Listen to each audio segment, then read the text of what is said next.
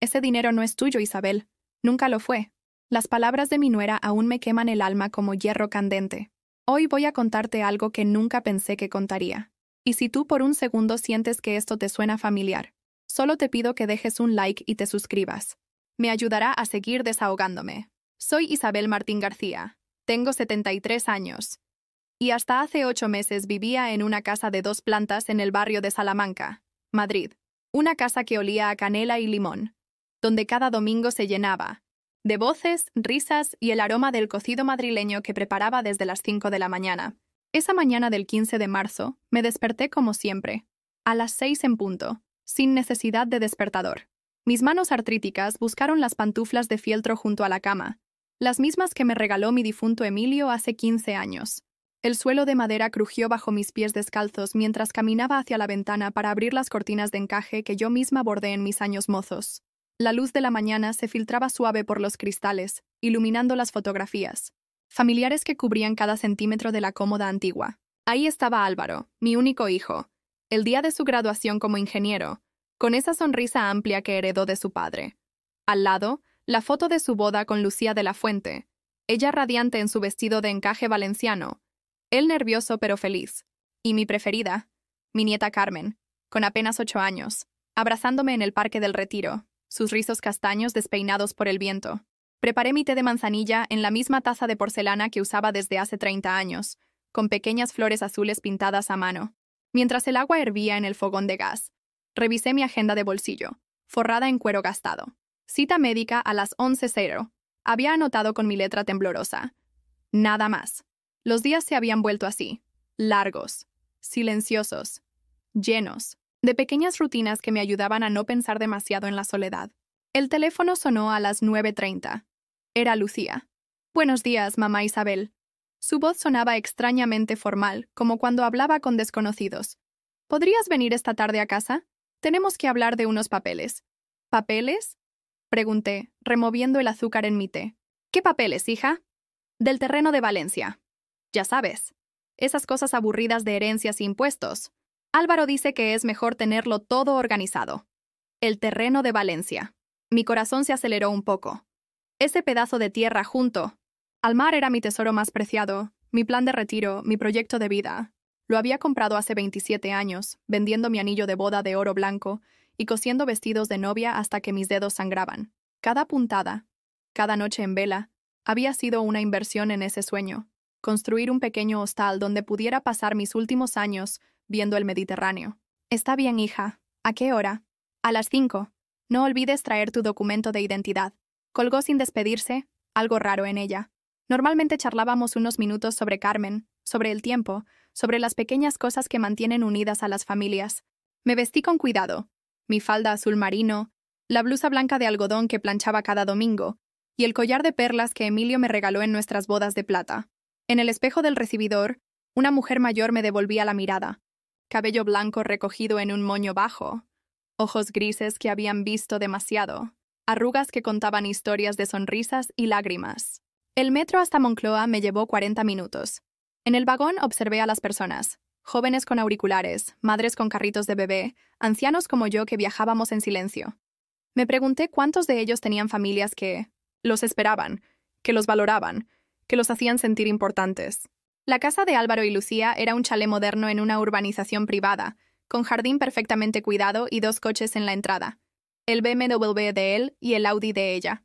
Toqué el timbre y esperé, ajustándome el bolso de piel marrón que cargaba desde hace 15 años. Lucía abrió la puerta vestida de forma impecable. Traje sastre beige, cabello rubio recogido en un moño perfecto, maquillaje discreto pero profesional. Me saludó con un beso en cada mejilla, pero algo en su abrazo se sintió frío, distante. «Pasa, mamá. Álvaro está en el despacho». El interior de la casa era elegante y moderno. Muebles de diseño, cuadros abstractos en las paredes, suelos de mármol que reflejaban la luz del atardecer. Todo impecable, todo caro, todo muy diferente a mi hogar lleno de recuerdos y objetos con historia. En el despacho, Álvaro se levantó de su escritorio de cristal. Mi hijo había heredado la estatura de su padre, pero no su calidez. A los 45 años era un hombre exitoso. Trajes caros, reloj suizo, gestos calculados. Me besó en la frente mecánicamente. «Siéntate, mamá. Esto no va a tomar mucho tiempo». Sobre la mesa había una carpeta manila llena de documentos. Lucía se sentó a mi lado, demasiado cerca. Su perfume caro invadiendo mi espacio. Mira, Isabel, comenzó Lucía usando mi nombre en lugar de mamá por primera vez en años. Hemos estado pensando en tu situación. Ya tienes 73 años, vives sola en esa casa tan grande. No es tan grande, interrumpí, sintiendo una extraña tensión en el ambiente. Y me las arreglo bien. Pero podrías vivir mejor, continuó Álvaro. Por eso hemos pensado que sería buena idea transferir el terreno de Valencia a nuestro nombre. Ya sabes, para protegerlo de impuestos, para asegurar que Carmen tenga algo cuando... No terminó la frase, pero el mensaje era claro. Cuando yo muriera. No entiendo, dije, mi voz temblando ligeramente. ¿Por qué tendrían que protegerlo? Está a mi nombre. Está pagado. No debo nada. Lucía puso su mano sobre la mía, pero el gesto se sintió calculado. Ensayado. Mamá Isabel, a tu edad ya no necesitas tanto. Es mejor que lo disfruten los jóvenes. Además, nosotros podemos darle un mejor uso. Álvaro conoce inversores que están interesados en desarrollar la zona. La sangre se me heló en las venas. ¿Desarrollar la zona? ¿Mi terreno, mi sueño, mi proyecto de vida convertido en otro complejo de apartamentos? No, no quiero venderlo. Dije firmemente. Ese terreno es para mi retiro. Quiero construir algo allí. La sonrisa de Lucía se endureció casi imperceptiblemente. Isabel, seamos realistas. ¿Construir qué? ¿A los 73 años? Es mejor ser práctica. Álvaro sacó unos documentos de la carpeta y los puso frente a mí. Solo tienes que firmar aquí, mamá. Es un simple traspaso familiar. Nosotros nos encargaremos de todo el papeleo. Las letras se difuminaron ante mis ojos. El documento era extenso, lleno de términos legales que no entendía completamente, pero en alguna parte del texto alcancé a leer cesión de derechos y transferencia de propiedad. No puedo firmar esto sin consultarlo con alguien, dije, alejando los papeles. Lucía suspiró con impaciencia. ¿Con quién? No tienes abogado, Isabel. Confía en nosotros. Somos tu familia. La palabra familia sonó extraña en sus labios, como si fuera una herramienta más que una realidad. Necesito tiempo para pensarlo. El tiempo se agota, mamá, dijo Álvaro, con una frialdad que me atravesó el corazón. Los papeles tienen que presentarse antes del viernes. Me levanté lentamente, sintiéndome de pronto muy vieja, muy pequeña en esa casa tan grande y perfecta. Me voy a casa. Hablaremos mañana. Lucía y Álvaro intercambiaron una mirada que no supe interpretar, pero que me llenó de una inquietud profunda. En el metro de regreso, mirando mi reflejo en la ventana oscura, una pregunta comenzó a martillearme en la cabeza. ¿Realmente era por mi bien? ¿O estaban aprovechándose de mi edad para quedarse con lo único de valor que me quedaba? Esa noche, sola en mi cocina, preparando una cena sencilla de tortilla francesa, me di cuenta de que por primera vez en años, mi propia familia me había hecho sentir como una extraña en mi propia vida. Esa noche no pude dormir. Me quedé despierta hasta las 4 de la madrugada, sentada en mi butaca de terciopelo verde junto a la ventana, viendo pasar los pocos coches que circulaban por la calle vacía. En mis manos tenía una caja de zapatos vieja, forrada con papel de regalo, navideño que Carmen había elegido cuando tenía 5 años. Dentro guardaba todos los recibos, todas las pruebas de los sacrificios que había hecho por mi familia durante décadas. El primer papel que saqué era amarillento, frágil como una hoja seca. Era el recibo del banco del año 1996, cuando vendí mi anillo de boda para hacer el primer pago del terreno de Valencia. Recordaba perfectamente ese día. Había llorado en el mostrador del comprador de oro, un hombre mayor que me miró con pena cuando le expliqué que necesitaba el dinero para asegurar el futuro de mi familia. Señora, ¿está segura? Es un anillo. Muy bonito, me había dicho. Pero yo estaba segura. Álvaro tenía 23 años, acababa de graduarse, y necesitaba dinero para su máster en ingeniería. El terreno podía esperar, pero la educación de mi hijo, no. Siguieron años de trabajo incansable. Cosía vestidos de novia en mi máquina Singer, la misma que había pertenecido a mi madre. Trabajaba desde las 5 de la mañana hasta las 11 de la noche, a veces hasta más tarde cuando se acercaba la temporada alta de bodas. Mis dedos se llenaron de pequeñas cicatrices de las agujas. Mis ojos se cansaron bajo la luz amarilla de la lámpara del taller que había montado en el cuarto de invitados. Cada peseta que ganaba la dividía en 3. Una parte para los gastos de la casa, otra para los estudios de Álvaro, y la tercera para el terreno. Vivía con lo mínimo. Compraba la carne más barata en el mercado de Maravillas, Aprovechaba las ofertas de última hora, surcía mi ropa hasta que ya no se podía arreglar más. En 1998, cuando Álvaro quiso irse a estudiar un semestre a Londres, volví al comprador, de oro. Esta vez vendí la pulsera que Emilio me había regalado en nuestro primer aniversario. 600,000 pesetas que me permitieron pagar su viaje y sus gastos durante 6 meses. Mamá, esto va a cambiar mi futuro, me había dicho abrazándome en el aeropuerto de Barajas. Cuando vuelva, te voy a devolver todo con creces. Pero Álvaro nunca volvió a mencionar esas deudas. Cuando regresó de Londres, con su inglés perfecto y sus contactos internacionales, consiguió trabajo en una empresa de ingeniería importante. Su primer sueldo era el triple de lo que yo ganaba cosiendo, pero nunca me ofreció ayuda. Al contrario, comenzó a visitar mi casa con menos frecuencia, siempre con prisa, siempre con algún compromiso importante que lo esperaba. En el año 2000, conoció a Lucía en una conferencia de trabajo. Ella era hija de una familia acomodada de Sevilla, economista, elegante, con estudios en el extranjero. Desde el primer día que la trajo a casa, noté cómo miraba mi humilde hogar. Los muebles heredados de mis padres, las cortinas que yo misma había cosido, la vajilla desparejada que había ido comprando pieza por pieza durante años. ¿Esta es tu casa de la infancia?, le preguntó a Álvaro mientras tomábamos café en mi cocina, como si no pudiera creer que alguien de su nivel social hubiera crecido en un lugar tan modesto. Pero yo me esforcé por agradarle. Cuando decidieron casarse, les ofrecí pagar parte de la boda. Para entonces ya había conseguido comprar completamente el terreno de Valencia, pero tenía algunos ahorros que había ido juntando cosiendo vestidos para quinceañeras y primeras comuniones. No hace falta, mamá, me dijo Álvaro. Nosotros podemos pagarlo. Pero insistí. Quería que su boda fuera perfecta, que Lucía viera que, aunque no tenía mucho dinero, tenía mucho amor para dar. Pagué las flores, el fotógrafo y parte del banquete. 14 millones de pesetas, que representaban 2 años de trabajo día y noche. El día de la boda, Lucía radiante. El padre de Lucía, un empresario textil, me agradeció secamente mi contribución durante el cóctel, pero noté en su tono una condescendencia que me dolió profundamente. «Qué generosa es usted, doña Isabel», me dijo mientras miraba por encima de mi cabeza hacia los invitados más importantes. Álvaro tiene suerte de tener una madre tan sacrificada. La palabra sacrificada sonó como un insulto disfrazado de cumplido. Cuando nació Carmen en 2003, me convertí en la abuela de tiempo completo.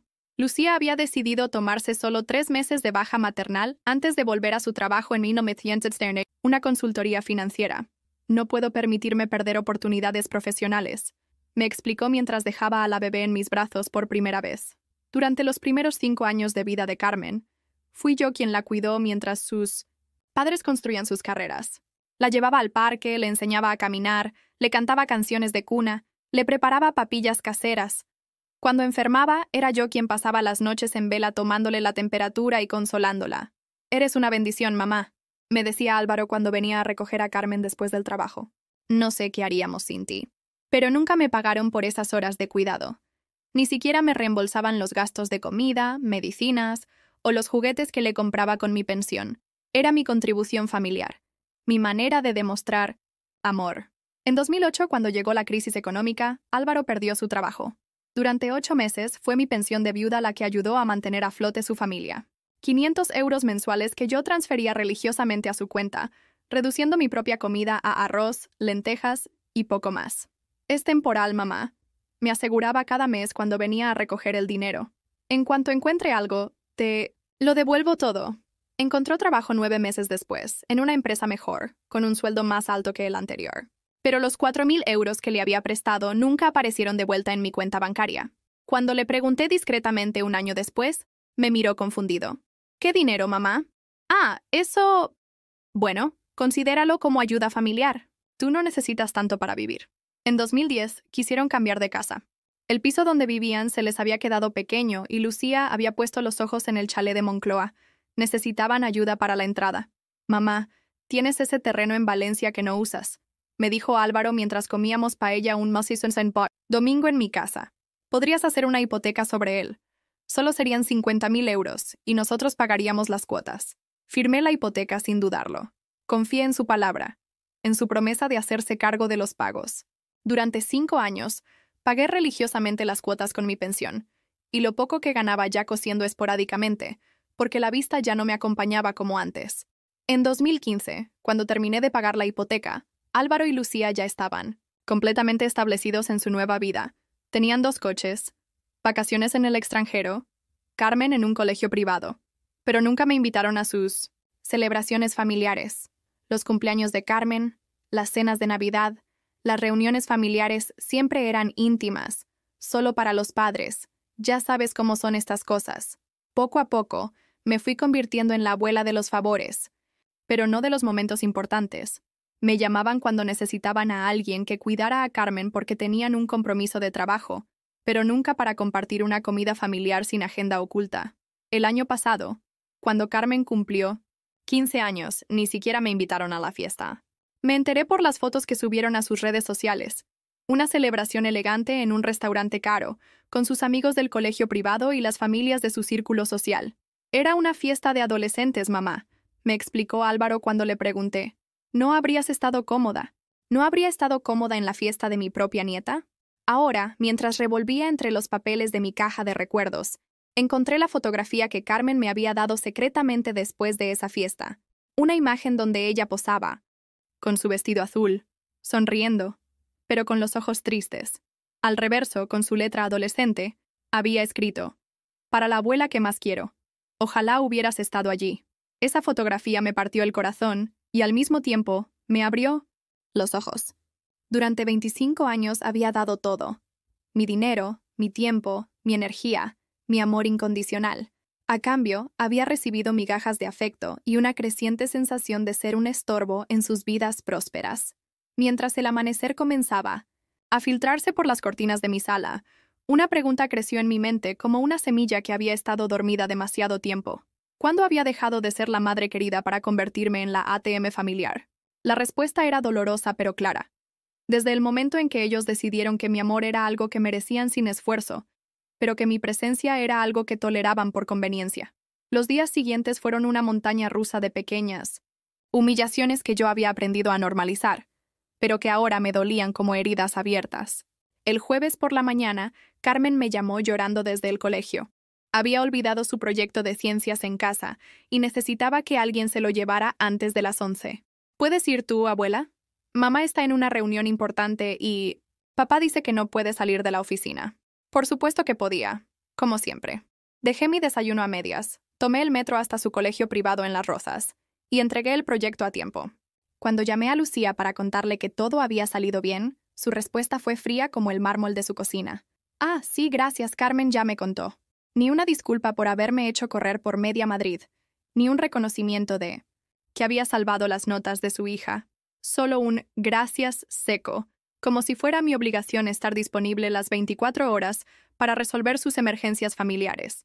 Esa misma tarde, decidí visitarlos sin avisar, algo que solía hacer años atrás, cuando aún me sentía bienvenida en su casa. Compré un bizcocho de limón en la pastelería de Doña Carmen, la misma donde compraba dulces para Álvaro cuando era niño, y tomé el metro hacia Moncloa. Cuando toqué el timbre, tardaron tanto en abrir que pensé que no estaban en casa. Finalmente apareció Lucía, vestida con ropa deportiva cara, el cabello recogido en una coleta perfecta, como si viniera del gimnasio. «Ah, Isabel», dijo, sin la sonrisa que normalmente reservaba para las visitas. «No sabía que venías. Quería daros las gracias por dejar que ayudara a Carmen esta mañana». Mentí, esperando que mi tono no revelara lo herida que me sentía por su frialdad. «Y traer este bizcocho que le gusta a Álvaro». Se quedó parada en la puerta, sin invitarme a entrar. Detrás de ella pude escuchar voces, risas, el sonido de copas chocando. Tenían invitados. «¡Qué detalle!», dijo tomando el bizcocho sin mirarlo. «Pero estamos... Bueno, tenemos gente. Ya sabes cómo son estas cosas». No sabía cómo eran estas cosas. Pero estaba aprendiendo que estas cosas significaba que yo no era del tipo de persona que se incluía en sus reuniones sociales. «Por supuesto», murmuré, sintiendo cómo se me encogía el estómago. «Solo quería... Te llamo mañana, ¿vale?», me interrumpió, ya cerrando la puerta suavemente pero con firmeza. Caminé de vuelta a la estación del metro con las mejillas ardiendo de vergüenza. En el reflejo de los escaparates, veía a una mujer mayor con un abrigo desgastado y zapatos cómodos pero viejos, caminando sola por calles llenas de gente que tenía lugares a donde ir y personas que los esperaban. El viernes, Carmen cumplía 16 años.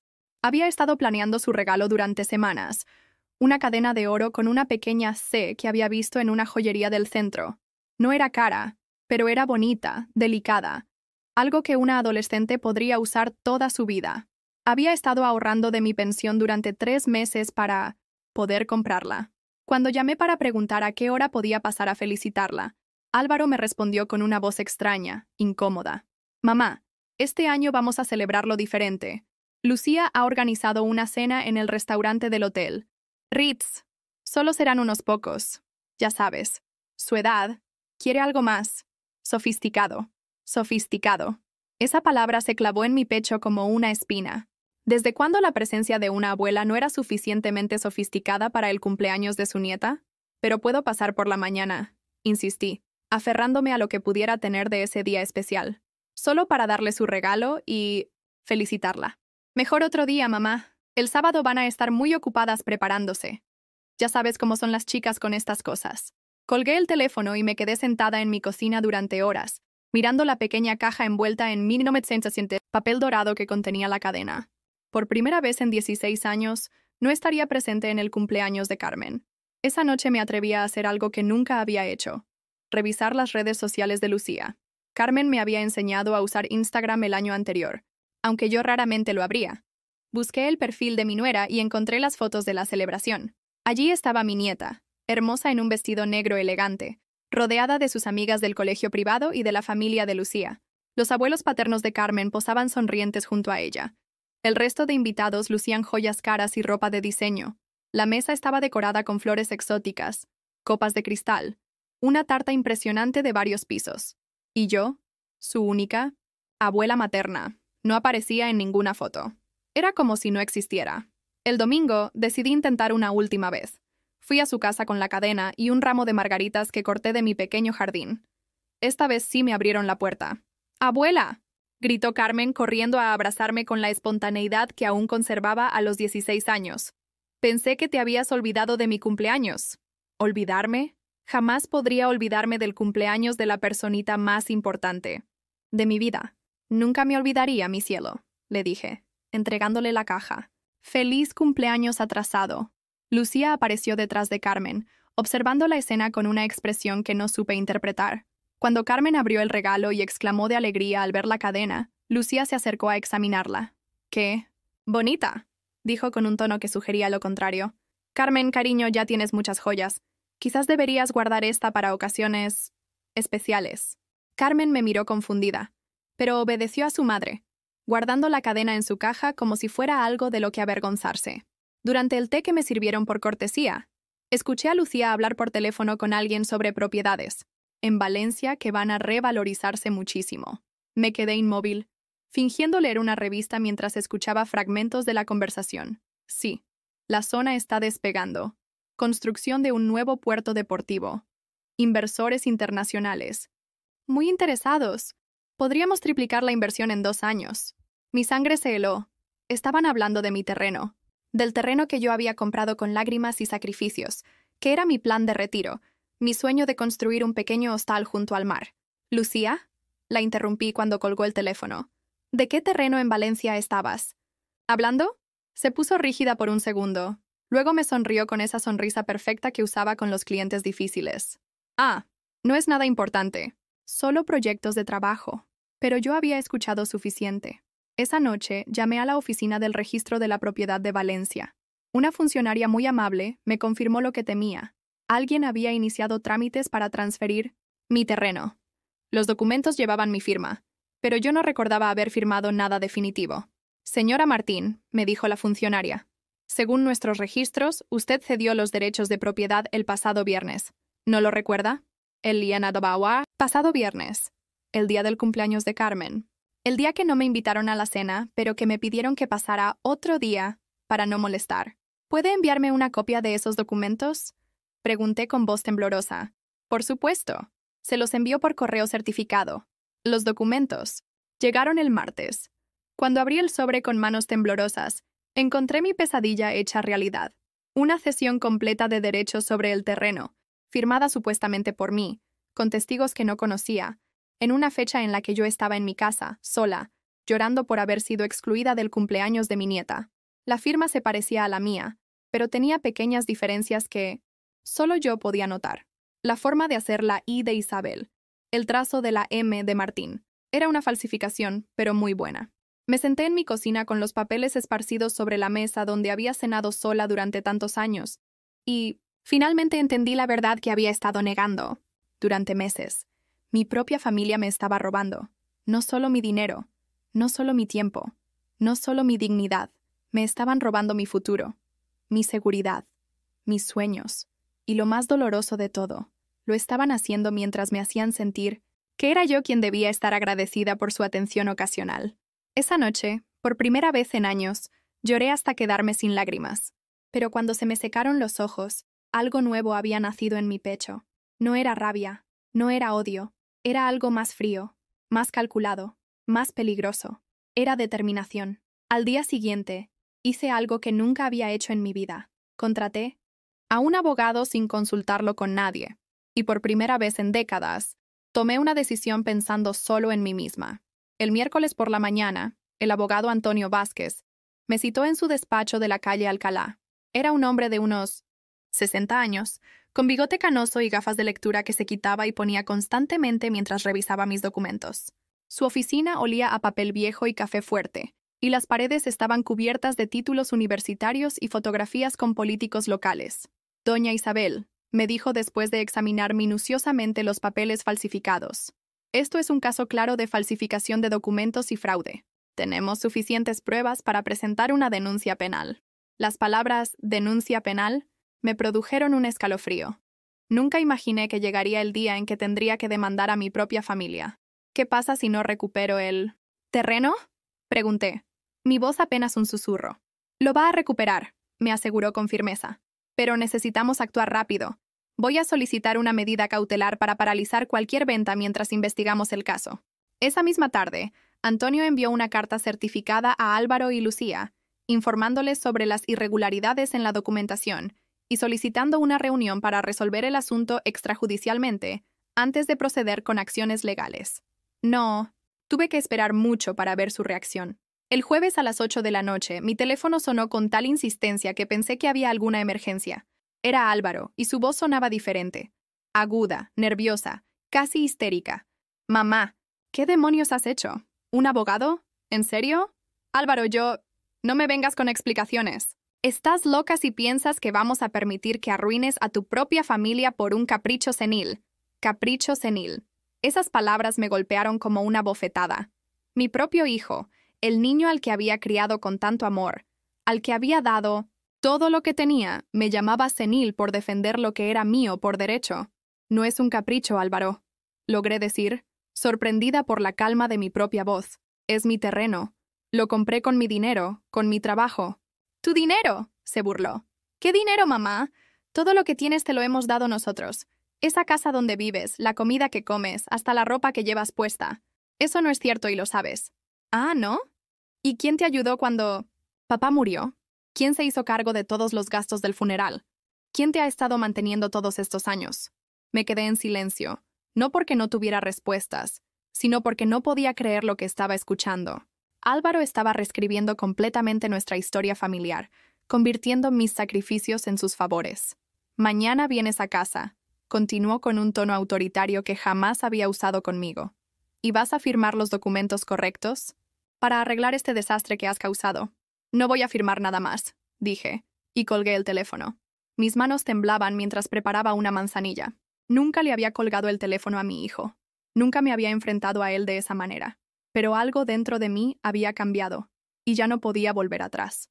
Media hora después, sonó el timbre de mi casa. Era Lucía, pero no la Lucía elegante y controlada que conocía. Esta Lucía tenía el cabello despeinado, los ojos rojos, y llevaba puesta una chaqueta arrugada sobre el pijama. «Isabel, tenemos que hablar», me dijo empujando la puerta antes de que yo pudiera decidir si quería abrir o no. Se sentó en mi sofá sin permiso, mirándome con una mezcla de desesperación y rabia que nunca había visto en ella. «¿Sabes lo que has hecho?», comenzó, su voz temblando. «¿Tienes idea de las consecuencias de tus acciones?». «Sé perfectamente lo que he hecho», respondí manteniéndome de pie. He contratado a un abogado para recuperar lo que es mío. Lo que es tuyo, gritó, perdiendo completamente la compostura. Isabel, ese terreno vale más de lo que ganarías en 10 vidas. ¿Qué vas a hacer con él?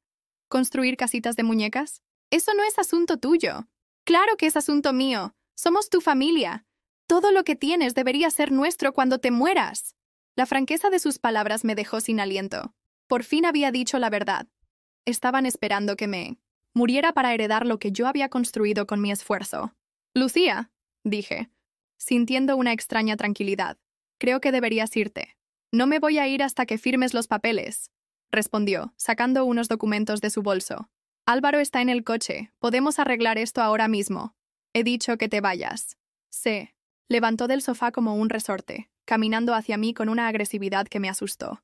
Escúchame bien, Isabel, me dijo, acercando su cara a la mía. Si sigues con esta estupidez, vas a perder mucho más que un terreno. Vas a perder a tu familia. Vas a perder a Carmen. ¿Quieres morir sola y amargada? Ya estoy sola, le respondí sin retroceder.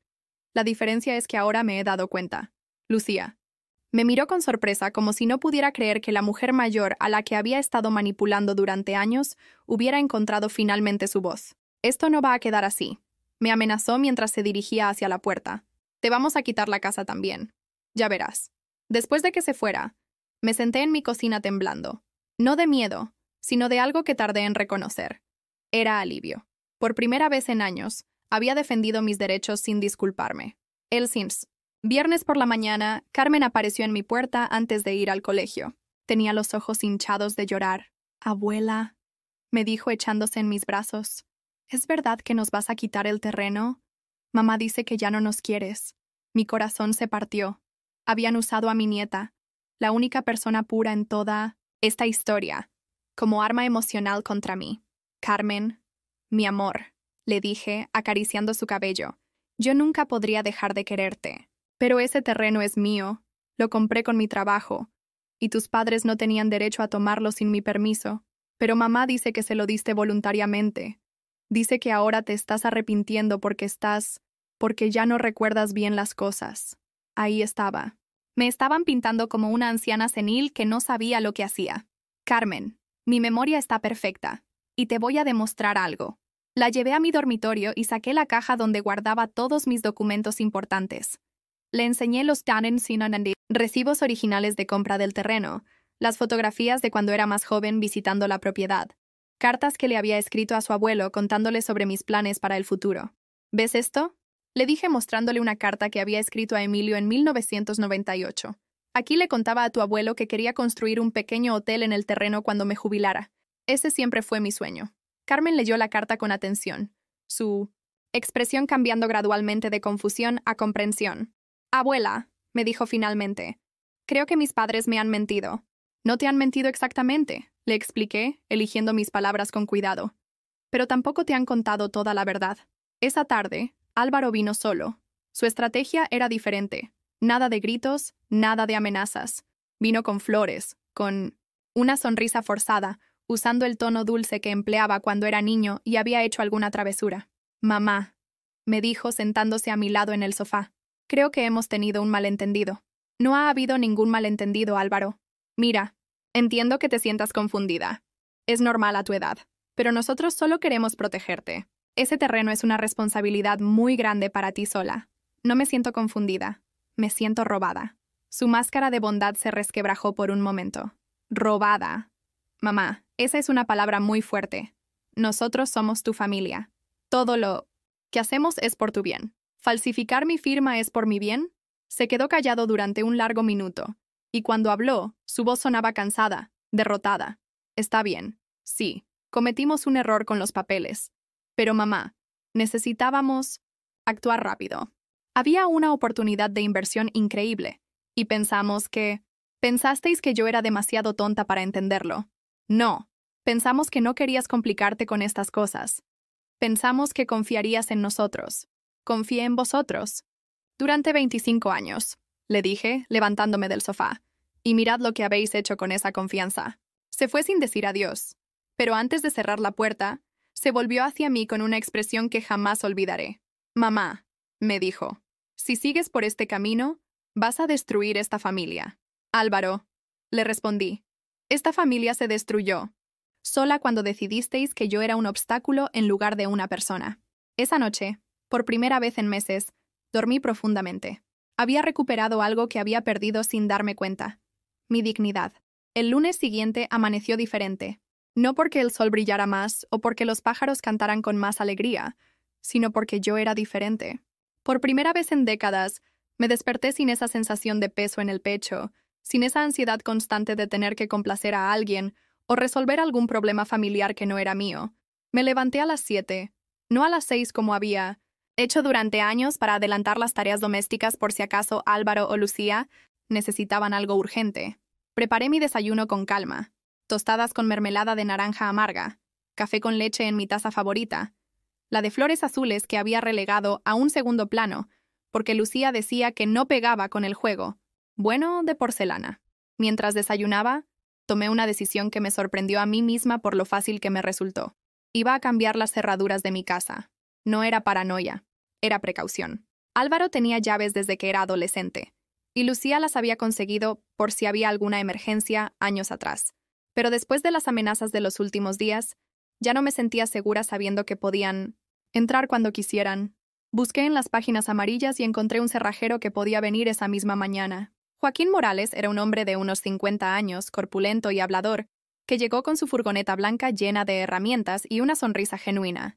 ¿Problemas con la familia?, me preguntó mientras examinaba la cerradura principal, sin malicia, con la sabiduría de alguien que había visto de todo en su trabajo. Algo así, admití, sorprendida de lo fácil que me resultaba hablar con un extraño sobre algo tan íntimo. No es la primera vez que vengo a cambiar cerraduras. Por esto, me dijo mientras trabajaba. La gente cree que la familia siempre es sagrada, pero a veces la sangre no garantiza el respeto. En 2 horas, mi casa tenía cerraduras nuevas. Cuando Joaquín se marchó, me quedé de pie en mi recibidor, sosteniendo las llaves nuevas en la palma de mi mano. Eran pequeñas, ordinarias, pero representaban algo revolucionario. Mi casa volvía a ser solo mía. Esa tarde decidí hacer algo que no había hecho en años. Ir de compras para mí misma. No para comparar precios obsesivamente. No para buscar ofertas. No para comprar solo lo imprescindible.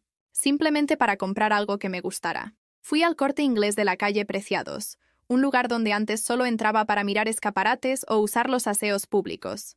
Me dirigí directamente a la sección de ropa para señoras maduras. Una dependienta joven, con el cabello teñido de rubio y una sonrisa profesional, se acercó a preguntarme si necesitaba ayuda. Busco algo elegante, le dije, pero cómodo. Algo que me haga sentir digna. No sé por qué añadí esa última palabra, pero la chica asintió como si entendiera perfectamente lo que quería decir. Me probé 3 vestidos diferentes. El primero era azul marino con pequeñas flores, blancas clásico pero moderno. El segundo, de color granate, más formal. El tercero era verde esmeralda, un color que siempre me había gustado pero que nunca me había atrevido a usar porque Lucía había comentado una vez que a ciertas edades hay colores que ya no favorecen. Me quedé con el verde esmeralda. También, compré zapatos nuevos, unos mocasines de piel suave que no me hacían daño en los pies, y un bolso pequeño pero elegante que hacía juego con el vestido. Al pagar, la cantidad me asustó un poco. 300 euros que representaban casi la mitad de mi pensión mensual. Pero por primera vez en décadas, no me sentí culpable por gastar dinero en mí misma. Cuando llegué a casa, me cambié inmediatamente. Me puse el vestido nuevo, los zapatos nuevos, me recogí el cabello de una manera diferente y me maquillé ligeramente. Cuando me miré en el espejo del recibidor, no reconocí a la mujer que me devolvía la mirada. No era la abuela servicial, y desgastada que había sido durante años. Era Isabel Martín García, una mujer de 73 años que tenía derecho a sentirse hermosa. El martes por la mañana, mi teléfono sonó a las 8:30. Era el tono específico que había asignado a las llamadas de Álvaro. Pero esta vez no corría. Contestar como un perro amaestrado. Dejé que sonara hasta que saltó el contestador. «Mamá, soy yo.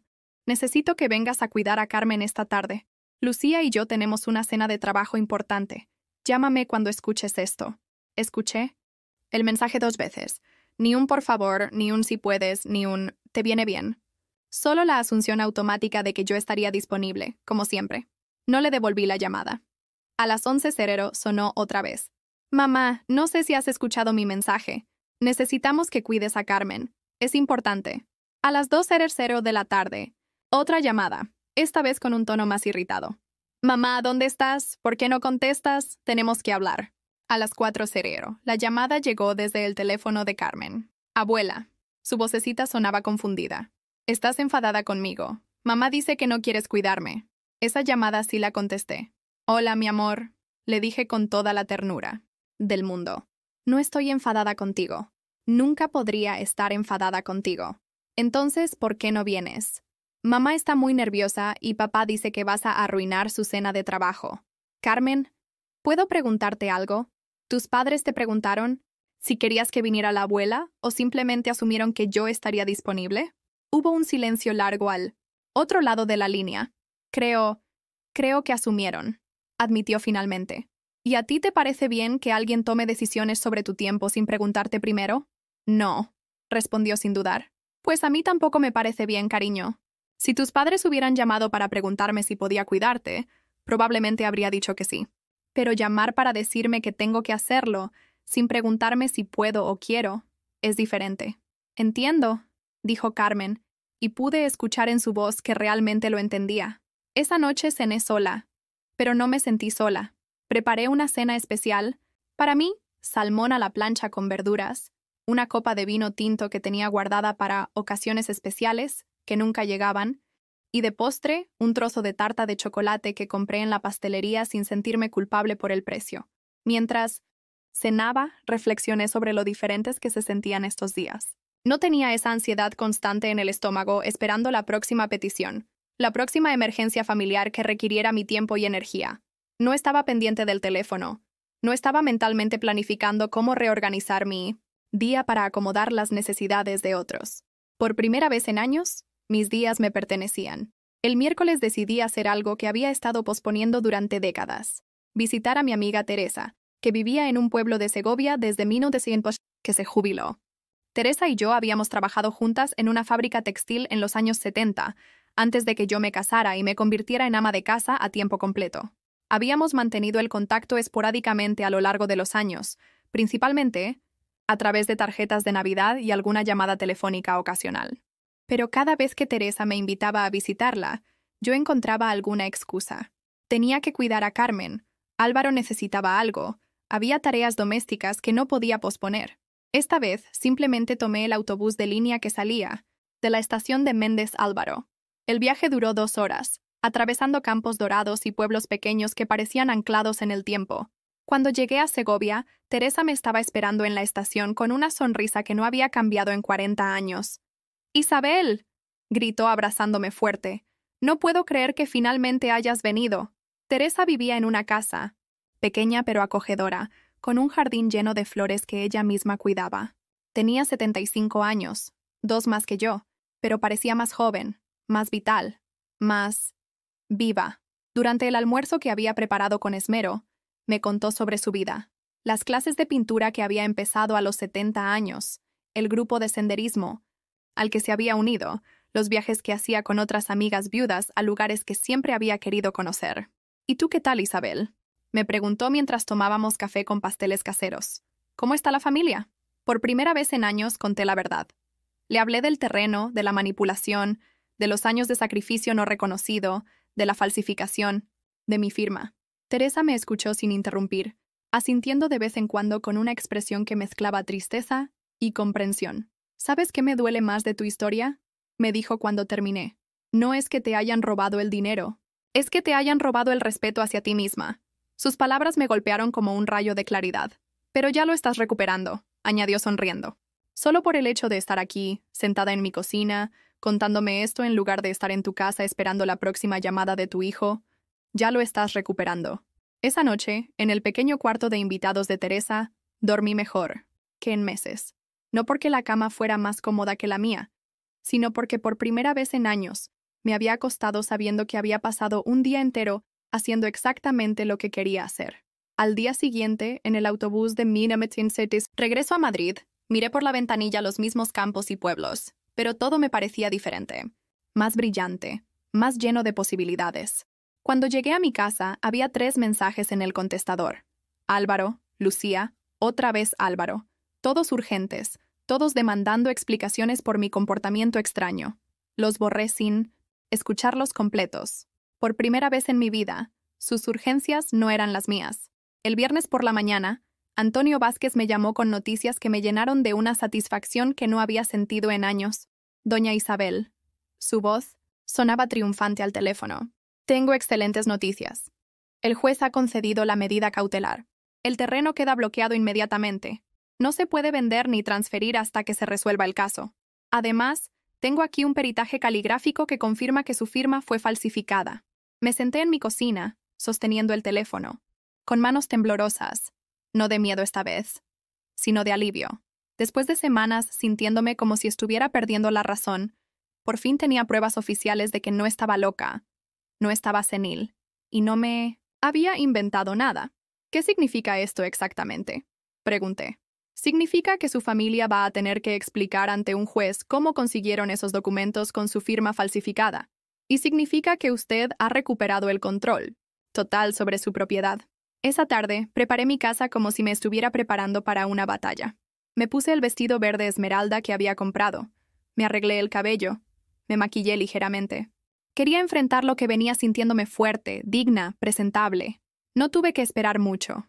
A las 6 en punto sonó el timbre con una insistencia agresiva. Miré por la mirilla y vi a Álvaro, Lucía, y detrás de ellos, los padres. De Lucía, don Sebastián de la Fuente, un hombre corpulento con traje caro y expresión severa, y doña Carmen, una mujer elegante pero fría que siempre me había mirado como si fuera una intrusa en los círculos sociales de su hija. Respiré profundamente y abrí la puerta. «Hola», dije con una calma que me sorprendió. «¿A qué debo el honor de esta visita familiar?» Álvaro entró primero, empujando prácticamente la puerta. Su cara estaba roja de ira contenida. «Mamá, esto se ha ido de las manos», comenzó sin siquiera saludarme. «¿Sabes el problema que has causado? ¿Tienes idea de las consecuencias legales de lo que has hecho?» «¿Consecuencias legales?», repetí, invitándolos a sentarse en mi salón con un gesto de la mano. «¿Para quién? ¿Para mí, que soy la víctima de un fraude? ¿O para vosotros, que falsificasteis mi firma?» Don Sebastián se aclaró la garganta y se dirigió a mí con el tono condescendiente que reservaba para las personas que consideraba de clase inferior. «Doña Isabel», comenzó, «creo que hay un malentendido. Nosotros solo intentábamos ayudar con la gestión de sus propiedades. A su edad, estos temas legales pueden resultar complicados». «¿Complicados?», sonreí sin humor. ¿Saben qué me resulta complicado? Entender cómo una familia puede justificar robar a la madre que los ha sacrificado todo por ellos. Lucía se irguió en su asiento, recuperando parte de su compostura habitual. «Isabel, nadie te ha robado nada. El terreno iba a seguir siendo tuyo en el papel. Nosotros solo íbamos a gestionarlo de manera más eficiente». «¿Eficiente para quién?». «Para la familia», intervino doña Carmen con voz glacial. «Para Carmen, tu nieta. Para asegurar su futuro educativo, sus oportunidades. ¿No quieres lo mejor para ella?». Ahí estaba otra vez. Usar a mi nieta como escudo emocional. «Por supuesto que quiero lo mejor para Carmen», respondí, manteniéndome serena. «Pero ¿sabéis qué es lo mejor para ella? Aprender que no se puede tomar lo que no es tuyo, que las mentiras tienen consecuencias y que el respeto se gana, no se exige». Álvaro se levantó del sofá, caminando hacia mí con una agresividad que me recordó dolorosamente a su padre en sus peores momentos. «Basta ya de sermones. Ese terreno no significa nada para ti. No vas a construir nada allí. Solo vas a dejarlo abandonado hasta que te mueras». «¿Y qué si lo dejo abandonado?», le pregunté, levantándome también para quedar a su altura. «Es mío, comprado con mi dinero, con mi trabajo, con mis sacrificios. Puedo hacer con él lo que me dé la gana». «¿Tus sacrificios?», se burló Lucía. «Isabel, por favor, ¿qué sacrificios? ¿Coser vestidos? ¿Cuidar niños? Eso es lo que hacen las madres. Es su obligación». «¿Obligación?», repetí, sintiendo cómo algo se quebraba definitivamente en mi pecho. ¿Era mi obligación vender mi anillo de boda para pagar vuestros estudios? ¿Era mi obligación hipotecar mi terreno para comprar vuestra casa? ¿Era mi obligación mantener a vuestra familia durante la crisis?» «¡Eras nuestra madre!», gritó Álvaro. «¡Era tu trabajo!». «No», dije con una claridad que me asombró. «Mi trabajo era amaros, educaros y prepararos para ser personas decentes. Vuestro trabajo era convertiros en adultos que me respetaran». «Don». Sebastián se levantó caminando hacia mí con una sonrisa fría. «Doña Isabel, seamos prácticos. Usted tiene 73 años. No tiene otros hijos. ¿A quién va a dejar sus propiedades cuando muera? Al final, todo va a ser para Álvaro y Carmen. De todas formas. Eso, le dije mirándolo directamente a los ojos, ya no es así. El silencio que siguió fue ensordecedor.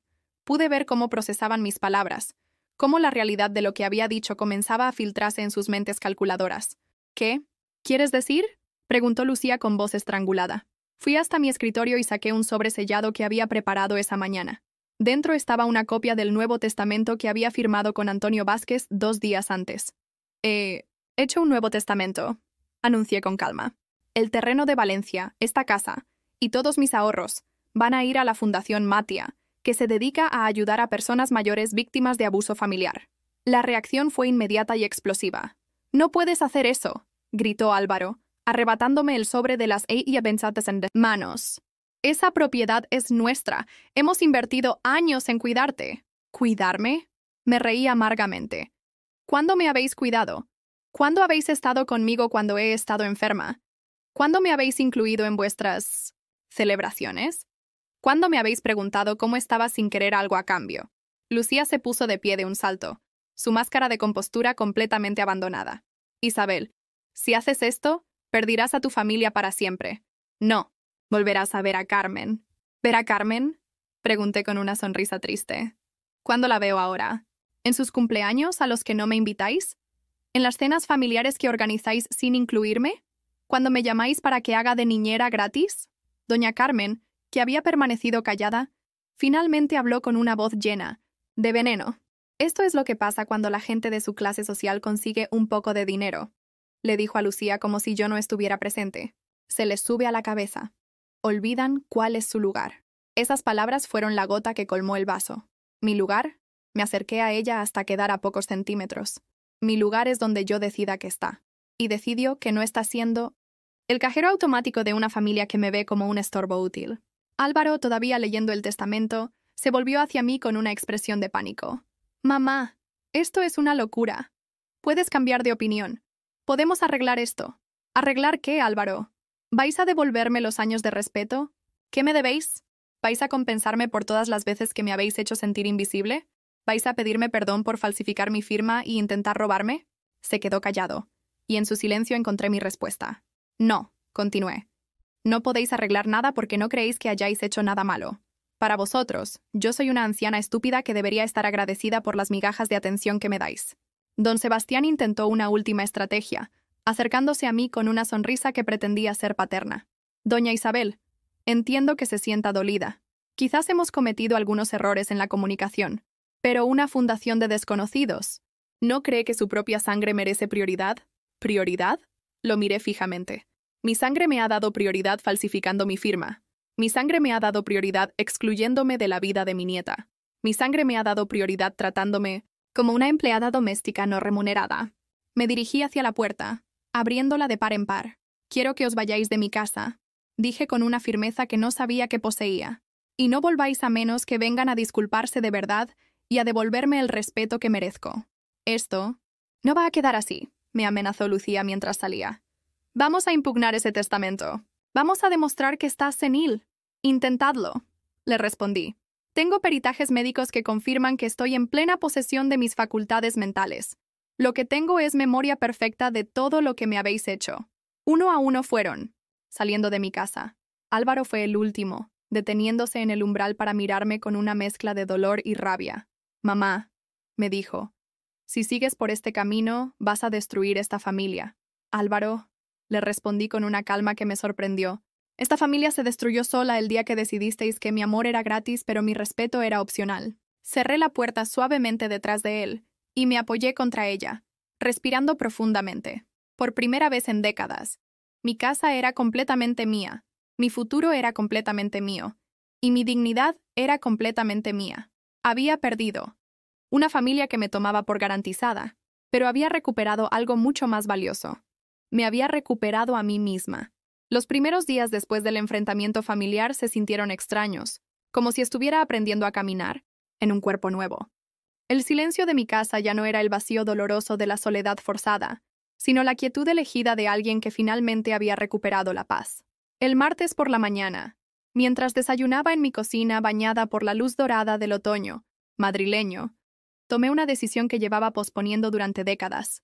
Iba a hacer ese viaje a Valencia para ver mi terreno, no para venderlo, no para construir nada todavía, sino simplemente para estar allí, para pisar esa tierra que había comprado con tanto sacrificio y que representaba la única inversión en mi futuro que había hecho pensando solo en mí. Reservé una habitación en un pequeño hotel cerca de la playa para 3 noches. Era un lujo que no me había permitido jamás. Viajar sola, por placer, gastando dinero solo en mi bienestar. Mientras hacía la maleta, me sorprendí eligiendo ropa que me gustaba en lugar de ropa práctica, empacando el vestido verde esmeralda por si decidía cenar en algún restaurante bonito. El tren AVE a Valencia fue una revelación.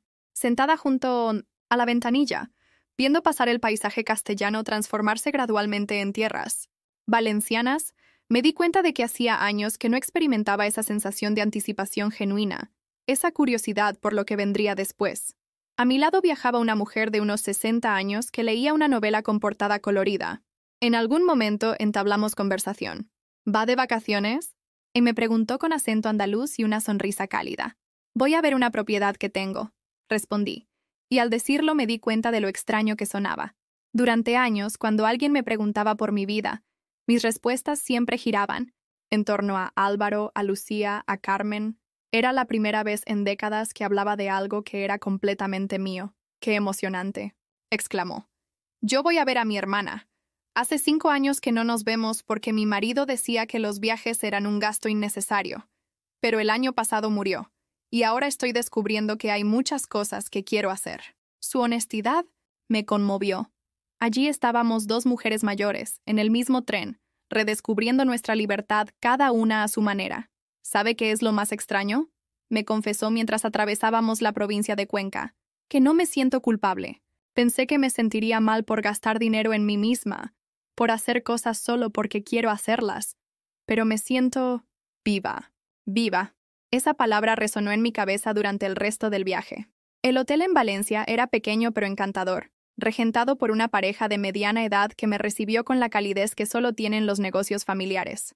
Mi habitación daba a una pequeña terraza desde donde se veía el mar a lo lejos, y esa primera noche me quedé allí durante horas, escuchando el sonido de las olas que llegaba tenue pero constante. Al día siguiente, tomé un taxi hasta mi terreno. Durante el trayecto, el conductor, un hombre parlanchín de unos 50 años, me contó sobre los cambios que había experimentado esa zona en los últimos años. Antes esto era todo campo, me explicó mientras conducía por una carretera estrecha bordeada de naranjos. Pero ahora están construyendo casas rurales, hoteles pequeños, restaurantes. La gente de la ciudad viene aquí los fines de semana buscando tranquilidad.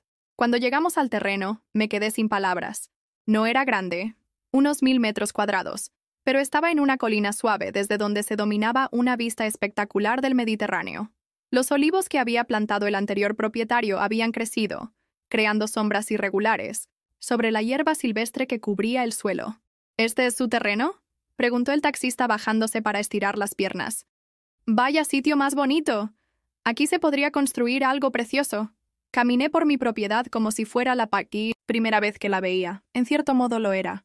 Todas las veces anteriores había venido corriendo, preocupada por los trámites, por los papeles, por regresar rápido a Madrid para atender las necesidades familiares. Nunca me había tomado el tiempo de simplemente estar allí.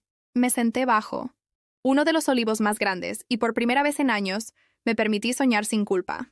Podía ver perfectamente dónde construir una casa pequeña pero cómoda, con grandes ventanales que aprovecharan esa vista increíble, un jardín con plantas mediterráneas que no requirieran mucho cuidado, una terraza donde poder tomar el café, de las mañanas viendo salir el sol sobre el mar. ¿Era demasiado tarde para empezar una nueva vida a los 73 años? El mundo me había hecho creer que sí, que a mi edad solo quedaba esperar el final con resignación. Pero sentada bajo ese olivo, con la brisa marina acariciándome la cara, comprendí que esa era otra mentira que había aceptado sin cuestionarla. Esa tarde, en el pueblo más cercano, entré en una inmobiliaria para preguntar sobre constructores locales. La agente, una mujer joven con entusiasmo genuino, me explicó los pasos para obtener permisos de construcción y me dio varios nombres de arquitectos que se especializaban en casas sostenibles. ¿Es para su jubilación?, me preguntó mientras me daba folletos informativos. Es para mi nueva vida, le respondí, y la precisión de esa respuesta me sorprendió incluso a mí. El segundo día en Valencia decidí hacer algo que nunca había hecho: Comer sola en 1900, un restaurante elegante. Elegí un lugar con vistas al puerto. Me puse el vestido verde esmeralda y pedí una mesa junto a la ventana. El camarero, un joven educado y atento, me trató con el respeto que merece cualquier cliente, sin condescendencia. ¿Por mi edad o por estar sola? Pedí paella valenciana auténtica y una copa de vino blanco de la zona. Mientras esperaba la comida, observé a las familias que cenaban en las mesas cercanas.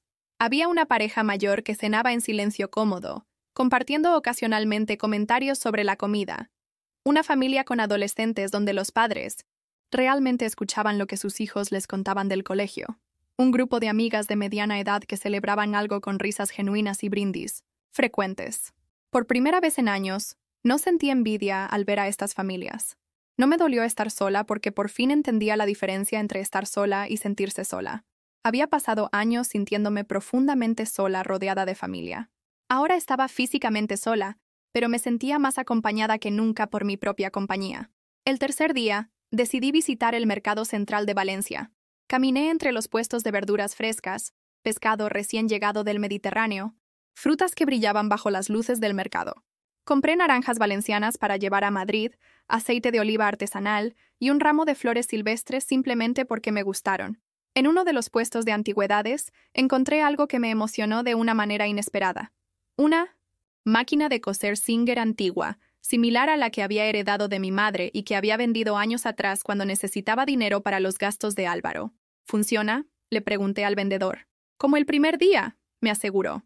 Mi abuela la usó durante 50 años. Sin pensarlo 2 veces la compré. No porque necesitara una máquina de coser, sino porque representaba algo que había perdido y que quería recuperar.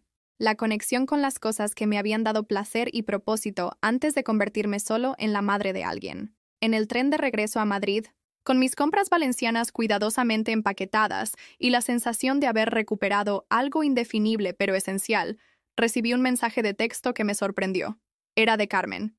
«Abuela, ¿podemos hablar? Sin papá y mamá, solo tú». Y yo. Le respondí inmediatamente. «Por supuesto, mi amor. ¿Cuándo quieres que nos veamos? ¿Mañana después del colegio? ¿En el café de siempre?» El café de siempre era una pequeña pastelería cerca de su instituto donde solíamos merendar cuando ella era más pequeña y yo la cuidaba regularmente. No habíamos quedado allí en más de 2 años. Perfecto. Te espero a las 5. Al día siguiente llegué al café 15 minutos antes de la hora acordada. Elegí una mesa cerca de la ventana y pedí 2 chocolates con churros, la merienda, que a Carmen le había gustado desde pequeña. Cuando la vi llegar, me impresionó lo mucho que había crecido en las últimas semanas. No físicamente, sino en presencia, en la manera de caminar, en algo indefinible en su expresión que sugerían que estaba creciendo de maneras que iban más allá de la edad. «Hola, abuela», me dijo abrazándome más fuerte y más largo de lo habitual. «Hola, mi cielo, ¿cómo estás?» Se sentó frente a mí y me miró con una seriedad que me recordó dolorosamente a su abuelo. «Abuela», comenzó, «quiero que sepas que entiendo lo que ha pasado. He estado pensando mucho, y creo que mis padres se han portado mal contigo». Sus palabras me emocionaron tanto que tuve que tomar un sorbo de chocolate para disimular las lágrimas que se agolpaban en mis ojos. «Carmen». «No, déjame terminar», me interrumpió con una madurez que me sorprendió. «He visto cómo te tratan. He visto cómo te llaman solo cuando necesitan algo. He visto cómo hablan de ti cuando no estás. Como si fueras un mueble útil pero molesto. Mi amor, no tienes que... Sí tengo que hacerlo», insistió. «Porque quiero que sepas que no todos pensamos igual. Yo te quiero de verdad, no porque puedas cuidarme o darme cosas, sino porque eres mi abuela y me has enseñado cosas importantes». «¿Qué cosas?». Sonrió, y en esa sonrisa vi a la niña que había sido y a la mujer que estaba convirtiéndose. «Me enseñaste que las personas mayores merecen respeto. Me enseñaste que el dinero no es lo más importante. Y ahora me estás enseñando que nunca es demasiado tarde para defenderse». Nos quedamos en silencio durante un momento, comiendo churros y mirando por la ventana a la gente que pasaba por la calle. «Abuela», me dijo finalmente, «¿es verdad que has hecho un Nuevo Testamento?» «Sí», le respondí honestamente. «¿Y es verdad que no me has dejado nada?» «Carmen», le dije tomando sus manos entre las mías, «te he dejado algo mucho más valioso que dinero o propiedades. Te he dejado el ejemplo de una mujer que aprendió a valorarse a sí misma. Y eso, mi amor, nadie te lo podrá quitar jamás». Cuando nos despedimos esa tarde, supe que había hecho lo correcto. Había perdido una familia que me daba por sentada, pero había conservado lo único que realmente importaba, el amor genuino de mi nieta, y por primera vez en décadas, mi propio respeto. Esa noche, en mi casa tranquila y ordenada, instalé mi máquina de coser nueva en el cuarto que antes era de Álvaro. Por primera vez en años, ese espacio no me dolía. Se había convertido en mi taller, mi refugio, el lugar donde volvería a crear cosas hermosas con mis propias manos. Había tardado 73 años en aprender una lección fundamental. Nunca es demasiado tarde para empezar a vivir para una misma. 6 meses después, estoy sentada en la terraza de mi nueva casa en Valencia, viendo cómo el sol se pone sobre el Mediterráneo, mientras pinto acuarelas del paisaje que ahora es mi hogar. La casa no es grande, 2 dormitorios, una sala luminosa, una cocina donde cabe una mesa para 4 personas, pero cada centímetro cuadrado fue diseñado pensando en mí, en mis gustos, en mis necesidades. La construcción tomó 4 meses. 4 meses durante los cuales viajé cada 15 días desde Madrid para supervisar los trabajos, para elegir azulejos, para decidir la orientación exacta de las ventanas. Por primera vez en mi vida, todas las decisiones importantes las tomaba yo sola, sin consultar a nadie, sin pedir permiso, sin preocuparme por la opinión de otros. El arquitecto, un hombre joven llamado Miguel, que se especializaba en casas sostenibles, me trataba como a cualquier cliente exigente. Nunca me habló con condescendencia por mi edad, nunca sugirió que quizás debería consultar con su familia cuando yo proponía cambios en el diseño. Para él, yo era simplemente una mujer que sabía lo que quería y tenía los medios para conseguirlo. La casa está orientada para capturar toda la luz del amanecer. Tiene paneles solares que Miguel insistió en instalar para que sea completamente independiente, doña Isabel. La cocina tiene grandes ventanales que dan al jardín donde he plantado hierbas aromáticas, romero, tomillo, albahaca, cosas que uso para cocinar, pero también cosas que simplemente me gusta oler cuando riego por las mañanas. Mi dormitorio principal tiene una terraza privada desde donde veo el mar. He puesto allí una mecedora de mimbre donde me siento cada mañana con mi café, planeando el día que tengo por delante. Días que me pertenecen completamente, que lleno de cosas que me dan placer. Pintar, coser, leer, caminar por la playa, conversar con mis nuevos vecinos. Porque sí, tengo vecinos. La zona se ha convertido en un pequeño refugio para personas, como yo, gente mayor que decidió cambiar de vida, parejas que buscaban tranquilidad, artistas que necesitaban inspiración. Hay un sentido de comunidad que jamás experimenté en Madrid, donde vivía rodeada de gente pero profundamente aislada.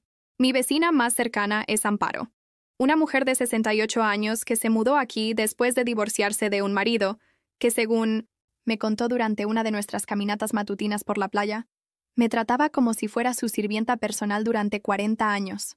Nos hicimos amigas inmediatamente, unidas por la experiencia común de haber recuperado nuestras vidas después de décadas de vivir para otros. También está Joaquín, un pintor retirado de 75 años que vive solo con sus 3 gatos, y que me enseñó las técnicas de acuarela que ahora practico cada tarde. Sus manos, manchadas permanentemente de pintura, crean paisajes que capturan la luz mediterránea de una manera que me emociona hasta las lágrimas.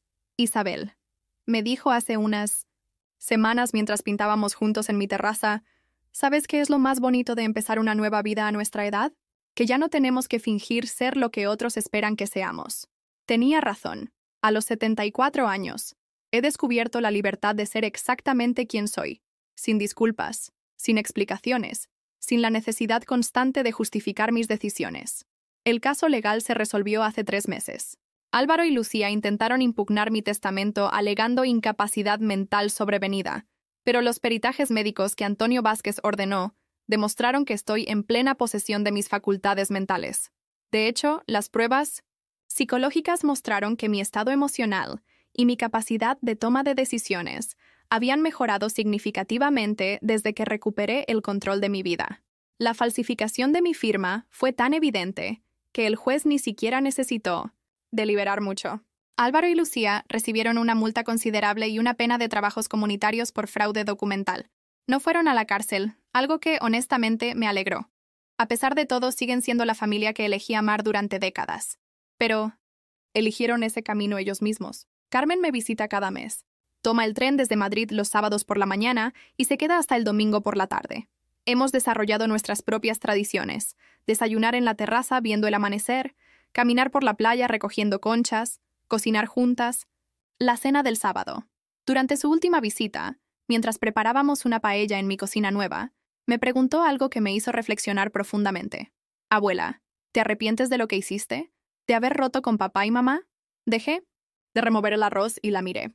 A los 17 años, Carmen había desarrollado una sabiduría que me impresionaba constantemente. Carmen, le dije, no rompí yo con ellos. Ellos rompieron conmigo cuando decidieron que mi valor como persona dependía solo de lo que pudiera darles.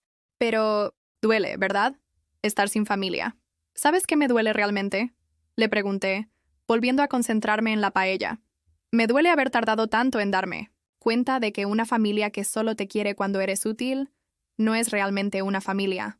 Desde mi terraza, a veces veo pasar barcos por el horizonte, barcos que van a lugares que no conozco, llevando gente que tiene sus propias historias, sus propias luchas, sus propias victorias. Me gusta imaginar que en alguno de esos barcos hay una mujer como yo, que también tuvo el valor de cambiar su vida cuando parecía demasiado tarde. Porque eso es lo que he aprendido en estos meses, que nunca es demasiado tarde para elegir la dignidad sobre la comodidad, el respeto propio sobre la aprobación de otros, la autenticidad sobre la conformidad. El dinero que no gasté en la construcción de la casa lo he ido donando gradualmente a la Fundación Matía, tal como prometí en mi testamento. Cada mes transfiero una cantidad que me permite vivir cómodamente, pero que también ayuda a otras mujeres mayores que están pasando por situaciones similares a la que yo viví. La semana pasada recibí una carta de una de las beneficiarias, una mujer de 69 años llamada Pilar, que logró salir de una situación de abuso familiar, gracias, en parte, a la ayuda económica que pudo brindarle la fundación. Doña Isabel, escribía con letra temblorosa, no sé si algún día podré conocerla, pero quiero que sepa que su historia me dio valor para defender mi propia vida. Gracias por demostrarme que las mujeres como nosotras también tenemos derecho a la felicidad. Esa carta me hizo llorar, pero fueron lágrimas de satisfacción, no de dolor. Hace 2 semanas, Álvaro me llamó por teléfono. Fue la primera vez que hablamos desde aquella tarde en que los eché de mi casa en Madrid. Mamá, me dijo. Su voz sonaba cansada, mayor. ¿Cómo estás? Estoy bien, Álvaro. ¿Tú cómo estás? Yo, bueno, las cosas han sido difíciles. El tema legal, los gastos, los problemas en el trabajo por el escándalo. No dije nada. Esperé. Mamá, ¿podríamos hablar? ¿Intentar arreglar las cosas? ¿Qué cosas quieres arreglar, Álvaro? Hubo un silencio largo al otro lado de la línea. Nuestra relación. La familia. Nuestra relación se puede arreglar, le dije con una calma que me sorprendió. Cuando estés dispuesto a pedirme perdón de verdad. Cuando reconozcas lo que hicisteis. Cuando demuestres que has entendido por qué lo que pasó estuvo mal. Pero, mamá, no hay peros, Álvaro. Durante 74 años he sido la que ha puesto las condiciones para mantener la paz familiar. Ahora las condiciones las pongo yo. Colgué sin sentir rabia. Solo una tristeza tranquila por todo el tiempo que habíamos perdido, por todas las oportunidades de amor genuino que habían desperdiciado. Esta mañana, mientras regaba mis plantas aromáticas, recibí un mensaje de texto de Carmen que me llenó de una alegría inesperada. Abuela, he decidido estudiar trabajo social. Quiero ayudar a personas mayores que están en situaciones difíciles. ¿Crees que es una buena idea? Le respondí inmediatamente. Creo que vas a cambiar muchas vidas, mi amor, y vas a honrar todo lo que hemos aprendido juntas. Ahora, mientras escribo estos recuerdos en un cuaderno que compré en Valencia, con la pluma estilográfica que me regalé para mi 74 cumpleaños, me doy cuenta de que esta historia no es realmente sobre una familia que me falló. Es sobre una mujer que se encontró a sí misma. Es sobre aprender que el amor propio no es egoísmo, que establecer límites no es crueldad, que elegir la dignidad no es venganza. Es sobre descubrir que la vida puede empezar de nuevo a cualquier edad, si tienes el valor de cerrar las puertas que te hacen daño y abrir las ventanas que te dejan respirar. El sol ya se ha puesto completamente sobre el Mediterráneo. Desde la terraza de mi cocina llegan los aromas de la cena que estoy preparando. Pescado fresco que compré esta mañana en el mercado del pueblo, verduras de mi pequeño huerto, aceite de oliva de los árboles que crecen en mi propiedad. Mañana será otro día perfecto porque será otro día que me pertenece completamente. Y si tú, que estás escuchando esta historia, te has reconocido en alguna parte de mi camino, quiero preguntarte algo. ¿Has vivido alguna vez una situación similar? ¿O conoces a alguien que haya pasado por algo parecido? Cuéntamelo en los comentarios. Y si esta historia te ha tocado el corazón, si crees que alguien más necesita escucharla, déjame tu like y suscríbete al canal. Porque a veces, una historia como esta puede llegar exactamente a la persona que necesita escuchar que nunca es demasiado tarde para empezar a valorarse.